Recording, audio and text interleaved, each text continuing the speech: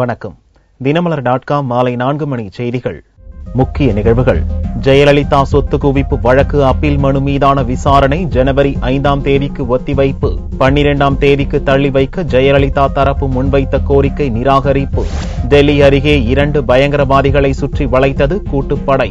பயங்கர சதி திட்டங்கள் முறியடிப்பு. சர்வதேச எல்லைப் பகுதியில் கூடுதல் படை குவிப்பு. இந்தியாவின் அதிரடி பதில் தாக்குதலால் பாகிஸ்தான் நடவடிக்கை. விரிவான செய்திகள். சொத்து குவிப்பு வழக்கில் ஜெயலலிதாவின் மேல்முறையீட்டு மனு மீதான விசாரணையை கர்நாடக உயர்நீதிமன்றம் ஜனவரி 5ஆம் தேதிக்கு ஒத்திவைத்துள்ளது. சொத்து குவிப்பு வழக்கில் தமிழக முன்னாள் முதல்வர் ஜெயலலிதா, அவரது தோழி சசிகலா, இளவரசி VN சுதாகரன் ஆகியோருக்கு 4 ஆண்டு சிறை தண்டனை வழங்கப்பட்டது. அதை எதிர்த்து கர்நாடக உயர்நீதிமன்றத்தில் 4 அப்பீல் செய்தனர். உச்சநீதிமன்றத்தின் உத்தரவின் பேரில் 4 பேரின் மேல்முறையீட்டு மனுக்களை விசாரிக்க நீதிபதி CR குமாரசாமி தலைமையிலான சிறப்பு அமர்வை அமைத்து வியாழனன்று கர்நாடக உயர்நீதிமன்றம் அறிவித்தது. அதன்படி மேல்முறையீட்டு மனுக்கள் மீதான விசாரணை வெள்ளியன்று கர்நாடக உயர்நீதிமன்றத்தில் எடுத்துக் கொள்ளப்பட்டது. ஆனால் நீதிபதி குமாரசாமி விடுப்பில் இருப்பதால் அவருக்கு பதிலாக நீதிபதி பில்லப்பா வழக்கை விசாரித்தார். அப்போது ஜெயலலிதா தரப்பு வக்கீல் P. குமார் ஆஜராகி வழக்கு விசாரணையை ஜனவரி 12ஆம் தேதிக்கு ஒத்திவைக்க கோரினார். அதை நிராகரித்த நீதிபதி பில்லப்பா வழக்கு விசாரணை ஜனவரி 5ஆம் தேதிக்கு ஒத்திவைக்கப்படுவதாக அறிவித்தார். இதனால் மேல்முறையீட்டு மனுக்கள் மீதான விசாரணை துவங்கிய 2 நிமிடங்களிலேயே முடிந்தது. மேல்முறையீட்டு மனுக்கள் விசாரணைக்கு வருவதை முன்னிட்டு பெங்களூரில் உள்ள உயர்நீதிமன்ற வளாகத்தில் பாதுகாப்பு பலப்படுத்தப்பட்டிருந்தது. ஜெயலலிதா உள்ளிட்ட 4 மேல்முறையீட்டு மனுக்கள் மீதான விசாரணையை தினமும் மேற்கொண்டு 3 மாதங்களில் முடிக்க வேண்டும் என்று உச்சநீதிமன்றம் உத்தரவிட்டுள்ளதால் வார விடுமுறை நாட்கள் தவிர மற்ற அனைத்து நாட்களிலும் வழக்கு விசாரணை எடுத்துக் கொள்ளப்படும் என்று எதிர்பார்க்கப்படுகிறது. டெல்லி அருகே நொய்டாவில் 2 பயங்கரவாதிகள் கைது செய்யப்பட்டுள்ளனர். அவர்களின் சதித்திட்டங்கள் முறியடிக்கப்பட்டுள்ளன. தலைநகர் டெல்லிக்கு மிக அருகே உத்தரப்பிரதேச மாநில எல்லையில் அமைந்துள்ளது நொய்டா.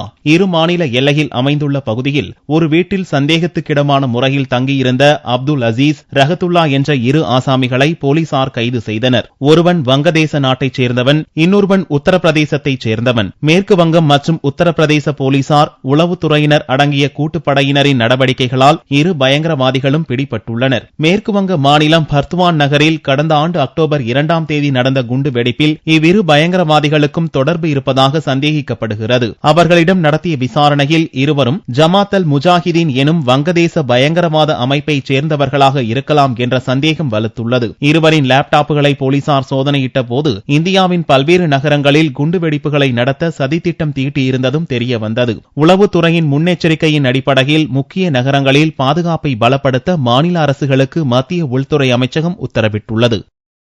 இந்தியாவின் அதிரடி பதில் தாக்குதலால் நிலைகுலைந்து போன பாகிஸ்தான் எல்லையில் கூடுதல் படைகளை குவித்து வருகிறது. இந்தியா பாகிஸ்தான் இடையில் உள்ள சர்வதேச எல்லைக்கோட்டில் அமைந்துள்ள இந்திய நிலைகள் மீது பாகிஸ்தானிய ராணுவத்தினர் கடந்த சில நாட்களாக வலிய வந்து தாக்குதலை நடத்தினர். கடந்த புதனன்று சம்பா மாவட்டத்தில் உள்ள பாகிஸ்தான் வீரர்கள் நடத்திய தாக்குதலுக்கு இந்திய எல்லை பாதுகாப்பு படையினர் ஆக்ரோஷமாக பதிலடி கொடுத்தனர். இதில் பாகிஸ்தான் தரப்பில் 4 வீரர்கள் பலியாகினர். தாக்குப்பிடிக்க முடியாத பாகிஸ்தான் ராணுவம் வெள்ளைக்கொடி காட்டி பணிந்தனர். இந்நிலையில் காஷ்மீரில் எல்லைக்கோட்டில் உள்ள பாகிஸ்தானிய முகாம்களில் அந்நாட்டு ராணுவ வீரர்கள் ஏராளமாக குவிக்கப்பட்டுள்ளனர். வழக்கமாக பாகிஸ்தான் முகாம்களில் அந்நாட்டின் எல்லை பாதுகாப்பு படையினர் நிறுத்தப்படுவர். ஆனால் இப்போது அதிகளவிலான ராணுவ வீரர்கள் சர்வதேச எல்லைக்கோட்டுக்கு மிகவும் நெருக்கமாக குவிக்கப்பட்டு இருப்பது இரு நாடுகளின் எல்லையில் பதட்டத்தை அதிகரித்துள்ளது. இதுகுறித்து இந்திய எல்லை பாதுகாப்பு படையினர் கூறுகையில், எல்லையில் தற்போதைய சூழலில் நிலவரம் அமைதியாகவே இருப்பதாக தெரிவித்தனர். ஆனாலும் பாகிஸ்தான் வீரர்கள் எல்லையை நோக்கி முன்னேறி வருவதற்கு அந்நாட்டு ராணுவ அதிகாரிகளிடம் இந்தியா தரப்பில் கடும் எதிர்ப்பு தெரிவிக்கப்பட்டுள்ளது. போக்குவரத்து தொழிலாளர்கள் சம்பள ஒப்பந்த பேச்சு நடத்துவதற்கு 11 பேர் கொண்ட குழுவை அமைத்து தமிழக அரசு உத்தரவிட்டுள்ளது. ஊதிய ஒப்பந்த பேச்சுவார்த்தையை துவங்க வேண்டும் என்பன உள்ளிட்ட கோரிக்கைகளை வலியுறுத்தி கடந்த மாதம் 28ஆம் தேதி முதல் போக்குவரத்து கழக தொழிலாளர்கள் 4 நாட்களாக வேலைநிறுத்த போராட்டத்தில் ஈடுபட்டனர். போக்குவரத்து துறை அமைச்சர் செந்தில் பாலாஜி நடத்திய பேச்சுவார்த்தையை தொடர்ந்து போராட்டம் வாபஸ் பெறப்பட்டது. பேச்சுவார்த்தையில் உறுதியளித்தபடி 12வது ஊதிய ஒப்பந்த பேச்சுவார்த்தை நடத்துவதற்கான குழுவை தமிழக அரசு அரசு நியமித்துள்ளது. இக்குழுவில் நிதித்துறை கூடுதல் செயலாளர் உமாநாத், சென்னை மாநகர போக்குவரத்து கழக நிர்வாக இயக்குநர், அரசு விரைவு போக்குவரத்து கழகம் மற்றும் விழுப்புரம், சேலம், கோவை, கும்பகோணம், மதுரை, நெல்லை அரசு போக்குவரத்து கழக நிர்வாக இயக்குநர்கள், தமிழ்நாடு போக்குவரத்து வளர்ச்சி நிறுவன இணை நிர்வாக இயக்குநர், சென்னை போக்குவரத்து துறை அலுவலக முதுநிலை துணை மேலாளர் ஆகிய 11 பேர் உறுப்பினர்களாக நியமிக்கப்பட்டுள்ளனர். தமிழக அரசின் கூடுதல் தலைமைச் செயலாளர் பிரபாகர ராவ் வெளியிட்டுள்ள உத்தரவில் இத்தகவல்கள் தெரிவிக்கப்பட்டுள்ளது. கிருஷ்ணகிரி அருகே லாரி மீது மோதிய கார் தீப்பிடித்து 2 பேர் உடல் கருகி உயிரிழந்தனர். காங்கேயத்திலிருந்து கொப்பரை தேங்காய் ஏற்றிய லாரி ஒன்று வெள்ளிக்கிழமையன்று அதிகாலை கிருஷ்ணகிரி வழியாக வந்தது. கூட்ரோடு அருகே லாரி வந்தபோது அங்கிருந்து மேம்பாலத்திலிருந்து இறங்கிய கார் லாரியின் டீசல் டேங்க் மீது மோதியது. இதனால் கார் மற்றும் லாரி மீது தீப்பிடித்தது. இந்த விபத்தில் காரில் பயணம் செய்த ஒரு பெண் மற்றும் ஆண் இருவரும் உடல் கருகி உயிரிழந்தனர். லாரி ஓட்டுநர் தப்பி ஓடிய நிலையில் தகவல் அறிந்து சம்பவ இடத்திற்கு விரைந்து வந்த கிருஷ்ணகிரி மற்றும் பர்கூர் தீயணைப்பு துறையினர் தீ மேலும் பரவாமல் அணைத்தனர். அதிகாலை நடந்த இந்த விபத்தால் சேலம் பெங்களூர் சாலையில் போக்குவரத்து பாதிக்கப்பட்டது. விபத்து குறித்து வழக்கு பதிவு செய்த போலீசார் காரில் இருந்த குழந்தையும் இறந்திருக்கலாம் என்றும் இறந்தவர்கள் குறித்து விசாரணை மேற்கொண்டு வருவதாகவும் தெரிவித்தனர். உத்தரப்பிரதேசத்தில் சிறுமியை கடத்தி கற்பழித்த 2 போலீசார் சஸ்பெண்ட் செய்யப்பட்டுள்ளனர். உத்தரப்பிரதேச மாநிலம் பதவுன் மாவட்டத்தில் ஒரு குக்கிராமத்தைச் சேர்ந்த 14 வயது சிறுமி இரவில் இயற்கை உபாதை கழிப்பதற்காக வீட்டிலிருந்து வெளியே வந்தார். அப்போது ரோந்து பணியில் ஈடுபட்டிருந்த 2 போலீசார் அந்த சிறுமியை காரில் தூக்கி போட்டுக் கொண்டு போலீஸ் நிலையம் அருகில் உள்ள ஒரு அறையில் அடைத்து வைத்து கற்பழித்துள்ளனர். வீடு திரும்பிய சிறுமி தனக்கு நேர்ந்த கொடுமையை பெற்றோரிடம் சொல்ல விவகாரம் விஸ்வரூபம் எடுத்தது. बताने ना बोले ना तो मुदाब लो और लेके चले गए थाने पास कमरा हो वहाँ लिए वहाँ बोले ना तो और कमरा में बेइज्जती करी। घर कैसे पहुंची तुम? फिर उन्होंने अपने आप को लिए और सिरसाई तरफ छोड़ दो चले आए। इसमें एक एप्लीकेशन लगभग 4 बजे प्राप्त हुई थी पुलिस कार्यालय में, जिसमें आरोप था कि कुछ आरक्षियों के द्वारा 2 आरक्षियों के द्वारा बलात्कार लड़की के साथ किया गया। तो इस संबंध में वो एप्लीकेशन थाने में भेज करके इसमें अभियोग पंजीकृत करा दिया गया है। इसमें फर्दर विवेचना होगी। विवेचना के उपरांत जो भी इसमें दोषी पाया जाएगा उसके विरुद्ध कार्रवाई की जाएगी और उसका पीड़िता का मेडिकल परीक्षण कराया जाएगा. மருத்துவ பரிசோதனையில் சிறுமி கற்பழிக்கப்பட்டது உறுதியானது. இதையடுத்து கடும் நடவடிக்கை எடுக்க உத்தரப்பிரதேச முதல்வர் அகிலேஷ் யாதவ் உத்தரவிட்டார். இதன் அடிப்படையில் குற்றம் சாட்டப்பட்ட 2 போலீசாரும் சஸ்பெண்ட் செய்யப்பட்டனர். தலைமறைவாகிவிட்ட அவர்கள் இருவரையும் சக போலீசார் தேடி வருகின்றனர். சென்னையில் மாநகராட்சி பள்ளிகள் மூடப்பட்டு வருவதை கண்டித்து போராட்டம் நடத்த உள்ளதாக மார்க்சிஸ்ட் கம்யூனிஸ்ட் கட்சி மாநில செயலாளர் ராமகிருஷ்ணன் தெரிவித்துள்ளார். மார்க்சிஸ்ட் கம்யூனிஸ்ட் கட்சியின் மாநில செயலாளர் ஜி ராமகிருஷ்ணன் வெள்ளியன்று டி நகரில் உள்ள கட்சி அலுவலகத்தில் செய்தியாளர்களை சந்தித்தார். அப்போது சென்னையில் மாநகராட்சி பள்ளிகள் மூடப்பட்டு வருவதை கண்டித்து வரும் 7ஆம் தேதி மாநகராட்சியை முற்றுகையிடும் போராட்டத்தில் ஈடுபட உள்ளதாக அவர் கூறினார். அரசு பள்ளிகள் மூடப்பட்டால் சென்னை மாநகரத்தில் இருக்கக்கூடிய அந்த நகர்ப்புற ஏழைகளுக்கு அந்த குழந்தைகளுக்கு எதிர்காலம் என்பது கேள்விக்குறியாகும். தமிழ்நாடு முழுவதும் இதே நிலைமை தான். தமிழ்நாடு முழுவதும் கிட்டத்தட்ட ஒரு 1000 அரசு பள்ளிகள் மூடப்பட்டிருக்கு.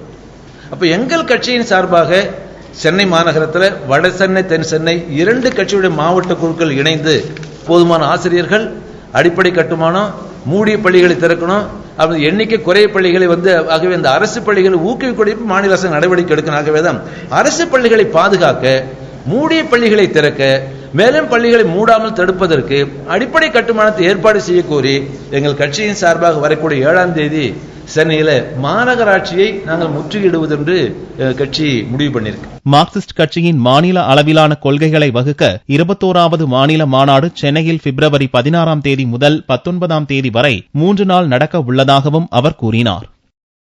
திண்டுக்கல் ஐயம்பாளையம் பகுதியில் கனமழையால் பெரிய ஓடையில் புதையுண்டு இருந்த 100கணக்கான முதுமக்கள் தாழிகள் வெள்ளத்தால் வெளிவந்துள்ளன. திண்டுக்கல் மாவட்டம் மருதாநதி அணை பகுதியில் பழங்குடியினர் வசித்து வந்ததற்கான சான்றுகள் உள்ளன. இந்நிலையில் கடந்த 2 தினங்களாக இப்பகுதியில் கனமழை பெய்தது. இதனால் ஐயம்பாளையத்தில் உள்ள பெரிய ஓடையில் வெள்ளப்பெருக்கு ஏற்பட்டது. தற்போது வெள்ள நீர் வடிந்துள்ள நிலையில் ஓடையில் பழங்காலத்தில் புதைக்கப்பட்டிருந்த 100கணக்கான முதுமக்கள் தாழிகள் வெளியே தெரிகின்றன. தாழியில் இருந்த எலும்புக்கூடுகள், மண் விளக்குகள், சிறு குடுவைகள் போன்றவை ஓடையில் சிதறி உள்ளன. இவை குறித்து தொல்பொருள் ஆராய்ச்சியாளர்கள் ஆய்வு செய்தால் பழங்கால மக்கள் குறித்த பல்வேறு தகவல்களை அறிய முடியும் என இப்பகுதி மக்கள் ஆர்வம் தெரிவித்துள்ளனர். காட்டாத்து வெள்ளம் வந்ததுல முதுமொக்க தாலியை நிறைய கொண்டு அடிச்சு கொண்டு உள்ள மணல புதைச்சு வச்சிருக்கு. கவர்மெண்ட் நீங்க என்னன்னு ஆராய்ஞ்சு அந்த காலத்துல யார் யார் வாழ்ந்தாங்க எப்படி இருந்தாங்கன்னு சொல்லி கவர்மெண்ட் தான் கண்டுபிடி. ஐயம்பதுல மழை இல்லாம மழை பெய்யும். முந்தி காலத்துல வாழ்ந்தவங்க வயசானவங்களை முதியவர்களை பானைக்குள்ள போட்டு அடைச்சி வச்சதுல இப்போ என்னன்னா அந்த பானை பூரா மழை பெஞ்சு அரைச்சதுனால அது பூரா இப்போ மேலே மிதக்க ஆரம்பிச்சிருச்சு. அதை கவர்மெண்ட் என்னன்னு பார்த்து அது ஆராய வேணும்னு நாங்கள் கேட்டுக்கொள்கிறோம். ஓடை முழுவதும் ஆங்காங்கே காணப்படும் முதுமக்கள் தாழிகளை அப்பகுதியினர் ஆர்வமுடன் பார்த்து செல்கின்றனர். ஜல்லிக்கட்டுக்கான தடையை நீக்கி போட்டியை நடத்த அனுமதி வழங்க வேண்டும் என்று அலங்காநல்லூர் மக்கள் கோரிக்கை விடுத்துள்ளனர். தமிழர்களின் வீர விளையாட்டான ஜல்லிக்கட்டு பொங்கல் பண்டிகையை முன்னிட்டு தென் மாவட்டங்களில் நடத்தப்படுவது வழக்கம். ஆனால் ஜல்லிக்கட்டில் பங்கேற்கும் காளைகள் சித்திரவதை செய்யப்படுவதாக விலங்குகள் நல ஆர்வலர்கள் குற்றம் சாட்டி வந்தனர். இந்த அமைப்பினர் தொடர்ந்த வழக்கின் அடிப்படையில் ஜல்லிக்கட்டுக்கு தடை விதித்து கடந்த மே மாதம் 7ஆம் தேதி உச்சநீதிமன்றம் தீர்ப்பளித்தது. இதனால் இந்த ஆண்டு ஜல்லிக்கட்டு நடக்குமா நடக்காதா என்ற கவலையில் உள்ள மதுரை மாவட்டம் அலங்காநல்லூர் மற்றும் பாலமேடு பகுதி மக்கள் பாரம்பரியமாக நடத்தப்படும் விளையாட்டிற்கு நீதிமன்றம் அனுமதி அளிக்கும் என்றும் நம்பிக்கை தெரிவித்தனர். உச்ச நீதிமன்றம் இந்த ஜல்லிக்கட்டை நிரந்தர தடை வச்சிருக்காங்க.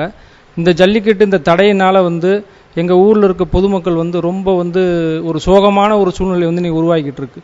எப்பயுமே தை திருநாள்னா இந்த நேரங்காலங்களில் எங்க ஊர்ல ஜல்லிக்கட்டோட பரபரப்பான ஒரு சூழ்நிலை உருவாயிருக்கு. ஆனால் இப்போ இந்த ஜல்லிக்கட்டு நடக்குமோ நடக்காதோ அப்படின்ற ஒரு சூழ்நிலையில் இப்போ இருந்துகிட்டு இருக்கு. ஆனால் இந்த மாதிரி தடை செஞ்சு இந்த மாதிரி ஒரு இதை நம்ம கிராமத்தோட பாரம்பரியத்தை அழிக்காத வண்ணா இது நடக்கணும்.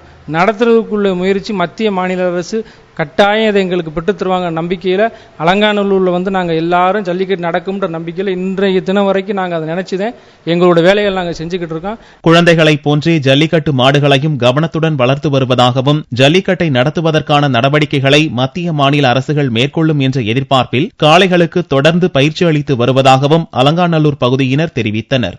குழந்தைகளை எப்படி பராமரிக்கிறோமோ அதே மாதிரி இந்த மாட்டையும் பராமரிச்சுட்டு வேலை வெட்டி போகாமல் ஒரு நாளைக்கு 300 ரூபா சம்பளத்துக்கு வருது. அந்த சம்பளத்து இல்லாமல் அந்த மாடை குழந்தைகளை எப்படி பாதுகாக்கும் அதே மாதிரி அந்த மாடையும் பாதுகாத்துக்கிட்டு அதுக்கு தீனி பில்லு பச்சரிசி பச்சை நெல் தவிடுகள் கோதுமை மாவு இதெல்லாம் மாடு பயிற்சி கொடுத்து மாட்டை பராமரிச்சுட்டே இருக்கிறான். ஜல்லிக்கட்டு ரொம்ப ஆர்வத்தோடு ஜல்லிக்கட்டை நடத்தணும். நானும் தமிழ்நாட்டில் போகிற ஜல்லிக்கட்டு நடத்தணும்னு ரொம்ப மகிழ்ச்சியோடு கேட்டுக்கொள்கிறோம். அலங்காநல்லூர் ஜல்லிக்கட்டு வருஷம் முழுவதும் பல காலம் முழுவதும் நடந்து வந்துக்கிட்டு இருக்கு.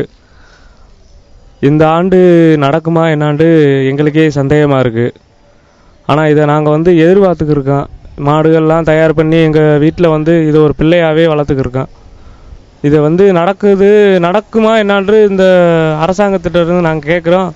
அது என்னாண்டு ஒன்றும் முடிவுக்கு வரல. ஜனவரி மாதம் பிறந்தாலே மதுரை மாவட்ட மக்களிடம் ஜல்லிக்கட்டு நடத்துவதற்காக ஆரவாரம் அதிகரித்திருக்கும் நிலையில் இந்த ஆண்டு அவர்கள் போட்டி நடத்துவது கேள்விக்குறியாக உள்ளது. தங்கத்தின் விலை வெள்ளியன்று சவரனுக்கு 8 ரூபாய் குறைந்திருந்தது. ஒரு சவரன் தங்கம் 20,184 ரூபாய்க்கு விற்பனையானது. 1 கிராம் ஆபரண தங்கம் 2,523 ரூபாயாக இருந்தது. வெள்ளி கிராமுக்கு 30 காசுகள் உயர்ந்து 1 கிராம் 38 ரூபாய் 80 காசுகளுக்கு விற்பனையானது. பார்வெள்ளியின் விலை 36,275 ரூபாயாக இருந்தது. கோவை குருடம்பாளையம் ஊராட்சியில் தன்னிறைவு திட்டத்தின் மூலம் மேட்டுப்பாளையம் சாலையில் 118 சூரிய ஒளி விளக்குகள் பொருத்தப்பட்டுள்ளன. கோவை மேட்டுப்பாளையம் சாலை அகலப்படுத்தப்பட்ட நிலையில் குருடம்பாளையம் ஊராட்சி நிர்வாகம் சார்பில் சாலைகளில் சூரிய ஒளி விளக்குகள் பொருத்த திட்டமிடப்பட்டது. தேசிய நெடுஞ்சாலைத்துறையிடம் அனுமதி பெற்று மேட்டுப்பாளையம் சாலையில் வடமதுரையிலிருந்து குமாரபுரம் வரை சூரிய ஒளியில் இயங்கும் 118 விளக்குகள் பொருத்தப்பட்டுள்ளன. இந்த விளக்குகள் மூலம் இரவு முழுவதும் சாலையில் வெளிச்சம் இருப்பதாகவும் இதனால் விபத்துக்கள் குறைந்துள்ளதாகவும் ஊராட்சி தலைவர் ரவி தெரிவித்தார். சோலார் லைட் அமைச்சதுனால நெடுஞ்சாலையில் பார்த்தீங்கன்னா எந்த ஒரு சாலை விபத்துகளும் ஏற்படுவதில்லை. கிட்டத்தட்ட மேட்டுப்பாளையம் நெடுஞ்சாலையில் 118 மின்விளக்குகள் அமைத்துள்ளோம். இதனால் எங்களுக்கு மாதத்திற்கு ஒரு 3 லட்சம் ரூபாய் மின் தேவை குறைக்கப்படுகிறது.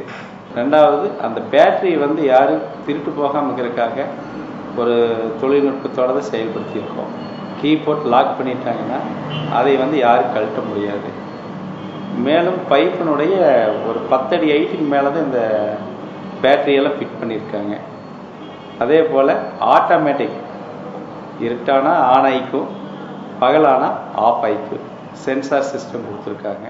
ஏற்கனவே கதிர்நாயக்கன் பாளையம் சுடுகாட்டிலும் சூரிய ஒளி விளக்குகள் அமைக்கப்பட்டுள்ள நிலையில் திடக்கழிவு மேலாண்மை திட்டப் பணியில் 100% சூரிய ஒளி மின்சக்தியே பயன்படுத்தப்படுவது குறிப்பிடத்தக்கது.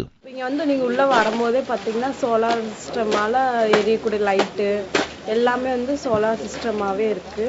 எங்க பார்த்தாலுமே பேப்பர்ஸ் எல்லாம் இல்ல, எல்லா வீட்லயும் நல்லா செப்பரேட்டா பண்ணி மக்கும் குப்பை மக்காத குப்பைன்னு செப்பரேட்டா பண்ணி வச்சிருக்காங்க. அதனால ஊர் மக்கள் ஒத்துழைப்பு தான் கொஞ்சம் முக்கியம். நம்ம நடத்தலாம், ஊர் மக்கள் நம்ம ஒத்துழைச்சு போகணும். அது சில இடத்துல எல்லாம் இருக்காது. ஆனா இங்க ஊர் மக்கள் எல்லாம் ஒத்துழைச்சு போறாங்க. எல்லாமே அவங்க புரிஞ்சுக்கிறாங்க, எல்லாம் இப்படி இருக்கணும் அப்படின்ட்டு எல்லாம் பார்த்து தெரிஞ்சுக்கிறாங்க.